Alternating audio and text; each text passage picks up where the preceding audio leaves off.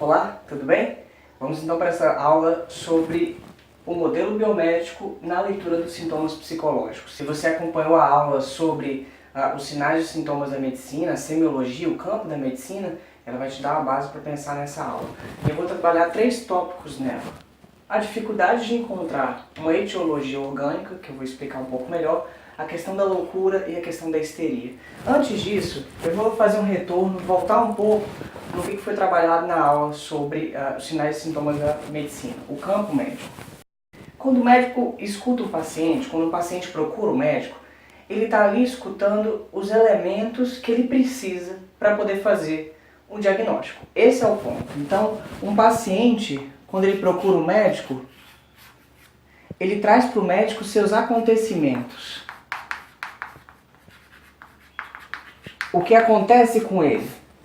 Seu sofrimento, seu mal-estar, sua dificuldade, o que está acontecendo há menos tempo, há mais tempo e assim por diante.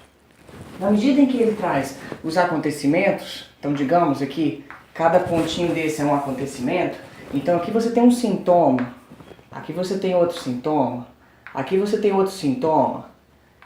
O médico vai escutando isso. Temos as narrativas, dá para entender aqui? Então o paciente está lá falando suas narrativas. Doutor, eu tenho isso, estou passando por isso está me acontecendo, estou vivendo isso, tem tanto tempo, chora, tem mal-estar e assim por diante. Esse primeiro momento na medicina a gente chama de anamnese. Né? O que é anamnese? É tentar entender o que está acontecendo, conhecer. Então o médico escuta o paciente para que ele possa obter informação. No segundo momento, depois da anamnese, o médico vai fazer o exame físico.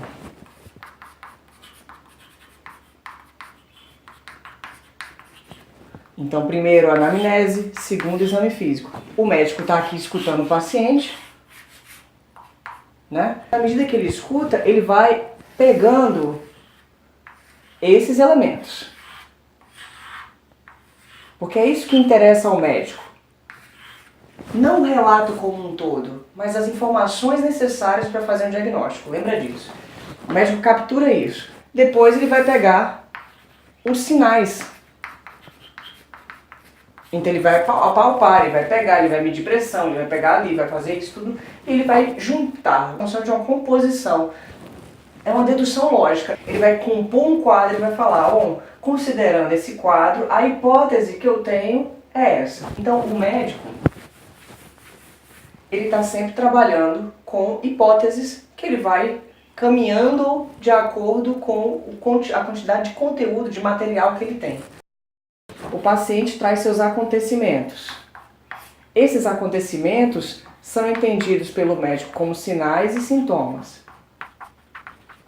O médico vai pegar isso aqui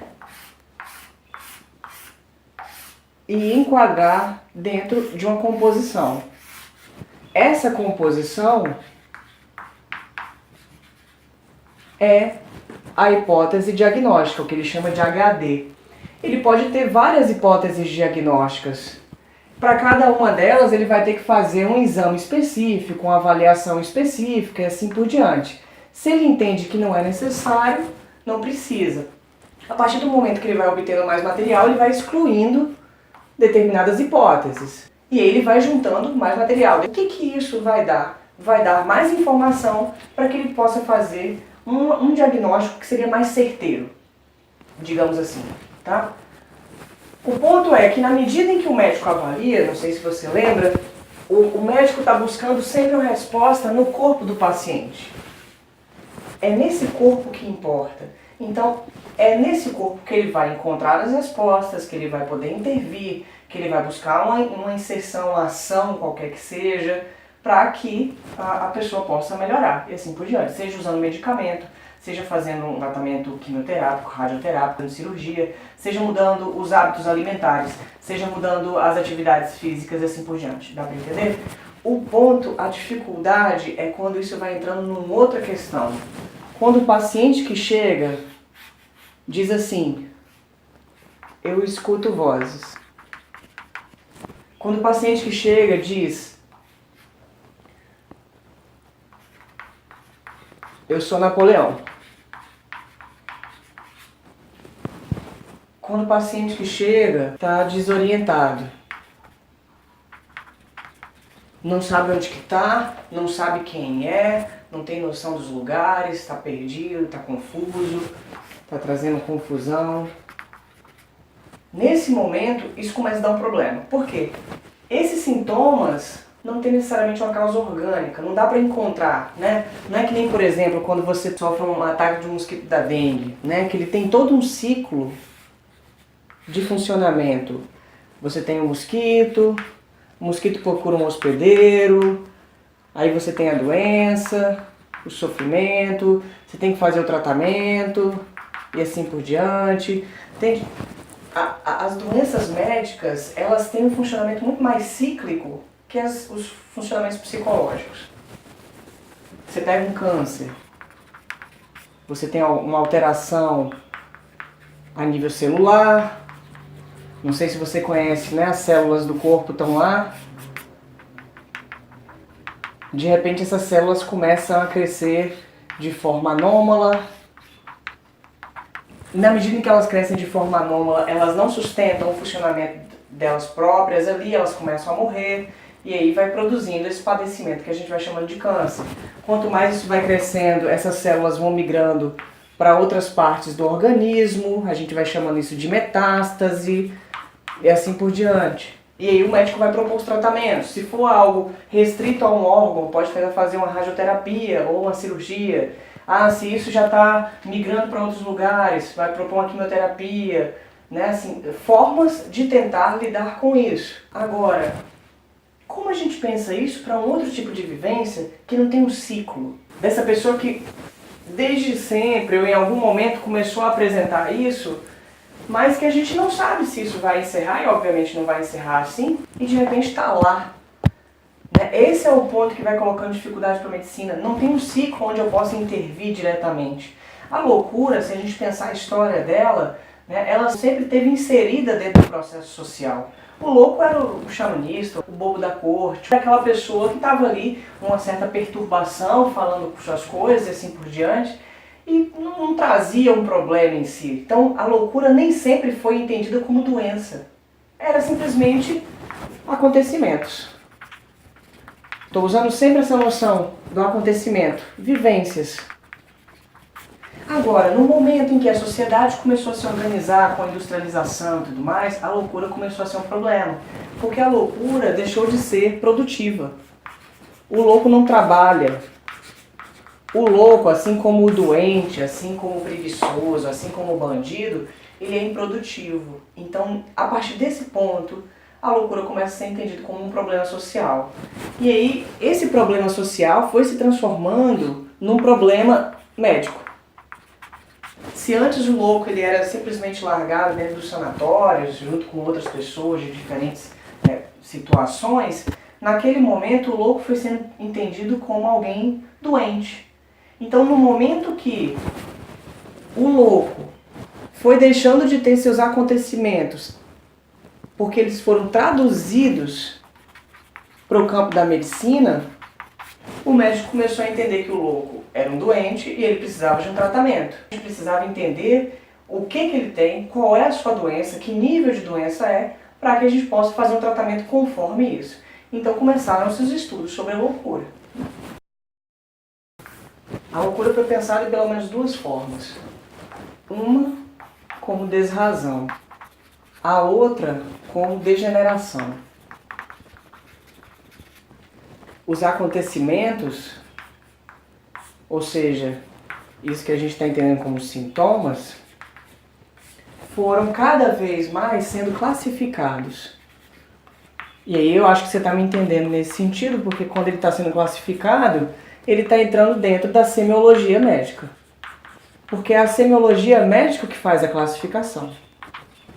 Na medida em que eu vou classificando, juntando o máximo de informações, eu consigo dizer os quadros de diferentes loucuras, como elas funcionam. Então o que o médico fez? Ele pegou a medicina orgânica, biomédica, a forma como ele trabalhava a semiologia da medicina, né? Lembra do esquadrinhamento do corpo?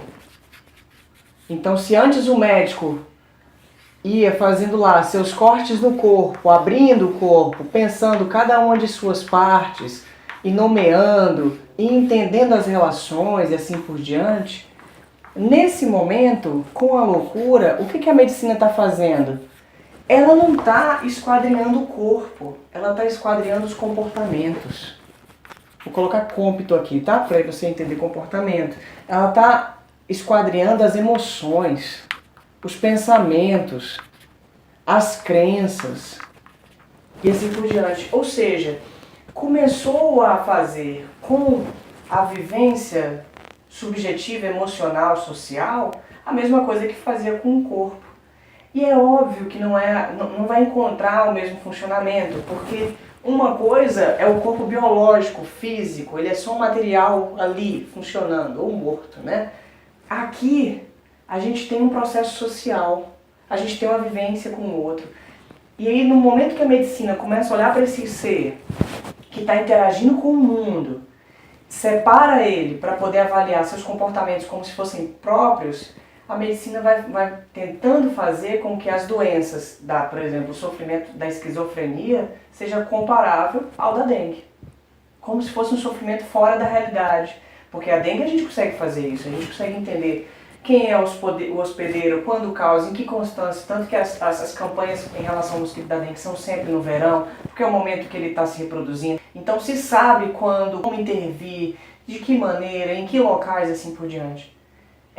Entende como que a dengue ela não precisa da vivência emocional para ser entendida? A gente entende ela no funcionamento. É como se a gente estivesse fazendo a mesma coisa com a loucura. Então o louco é a pessoa que tem isso, que ele tem desorientação, ele tem divisão da consciência, ele tem alucinações auditivas ou qualquer outro tipo de alucinação sensorial, visual, assim por diante. Né, ele tem algum tipo de delírio, funciona dessa maneira ou daquela. Se funcionar dessa maneira, ele é um esquizofrênico. Se funcionar dessa maneira, ele é um paranoico, ou um esquizofrênico paranoico, ou um esquizofrênico everfrênico, ou um esquizofrênico residual, assim por diante, catatônico, entende? Então a medicina foi fazendo com que a loucura fosse separada da vivência da pessoa que tem a loucura, como se fosse uma doença. E aí é importante a gente entender, né? Porque nem tudo a gente pode colocar dentro do campo da doença. Então, como que eu vou fazer o esquadrinhamento dos comportamentos, considerando se eles da mesma forma que a gente está fazendo com o corpo biológico? É claro que é muito mais difícil, porque a gente não vai encontrar a causa. Tanto que a medicina sempre está ali tentando encontrar a causa, e as duas caíram nesse ponto, né? Ou o louco, ele não tinha uma razão, ele tem desrazão. A razão dele, ele não consegue entender, ele diz: eu sou Napoleão, você é isso, você me odeia, você é aquilo, porque Deus quer me transformar em mulher, porque, né, assim, são várias dessas vivências. E aí eu, avaliando, entendo que ele tem um problema na razão. Como é que eu vou tratá-lo? Fazendo ele voltar à razão, né? Seja ensinando a ele, forçando ele a aceitar o que eu estou dizendo, colocando ele na água fria, assim por diante. Eu não estou dizendo que ele não sofra, tá? O acontecimento implica em sofrimento também. Não estou falando disso. A questão é como que a gente entende que isso se produz. A outra forma é pela via da degeneração, de que o louco ele era produto de relações entre parentes, pessoas consanguíneas, né, irmãos, primos, e isso ia criando uma degeneração sexual e assim por diante. Então esses são elementos que vão aparecendo aí que são importantes para a gente entender. No caso da histeria é a mesma coisa. Você tem uma pessoa cujo sofrimento, esses acontecimentos, são orgânicos, ou melhor, aparecem no corpo, mas não são. Ou seja, tem uma coisa meio falsa, talvez, né? Eram pessoas que não conseguiam andar, mas as pernas estavam funcionando, não conseguiam enxergar, mas os olhos estavam funcionando, não tinha nenhum problema.